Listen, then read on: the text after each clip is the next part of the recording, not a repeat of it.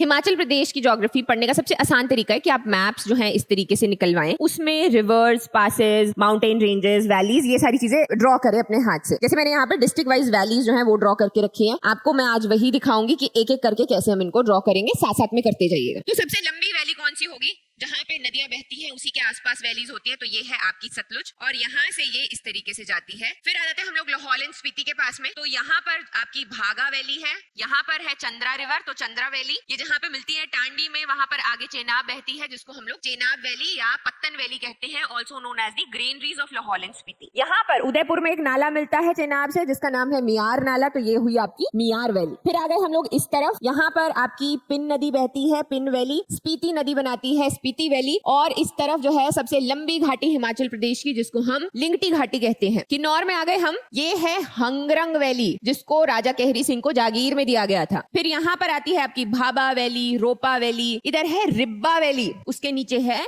टिडोंग valley. और कौन सी valley है? सांगला वैली, जिसको हम बास्पा वैली के नाम से भी जानते हैं। इसी के आखिरी में चितकुल नाम का गांव है। आगे आ जाते हैं शिमला में, यहाँ पर पब्बर नदी बहती है, तो पब्बर वैली हो गई। सिरमौर को बीच में से बांटती है गिरी नदी। एक तरफ मारकंडे रेंजेस और धारती रेंजेस हैं। इस तरफ है आपकी कियारदा दून वैली जिसको हम लोग पाउंटा वैली भी कहते हैं। और इधर है आपकी Rajgarh valley which is known as the peach bowl of Asia. इधर एक छोटी सी वैली जिसको हम हब्बन वैली कहते हैं। ठीक है जी। सोलन में बड़ी सारी वैलीज हैं, छोटी छोटी, Saproon valley, Sirsa valley, Kunihar valley, जिनको हम इंडस्ट्रियल वैलीज कहते हैं, या ये शिवालिक्स का पार्ट है तो लंबी वैलीज होती है, इनको दून कहा जाता है। ऊपर आ जाते हैं हम लोग बिलासपुर में, यहाँ पर है एक दामी वैली और यहाँ पर है एक चौतो वैली। मंडी में आए हम लोग, मंडी में इधर आपकी बरोट वैली है, इधर आपकी वैली है बल वैली जो हिमाचल की सबसे फर्टाइल वैली है। इधर इमला विमला वैली है। और कुल्लू में जब हम आते हैं तो सबसे पहले तो कुल्लू वैली, देवघाटी, और फिर यहाँ पर जो इसकी ट्रिब्यूटरीज हैं पार्वती, तीर्थन, सैंज, वो सारी वैली। ऊपर क्या है? सोलांग वैली। नीचे है आपकी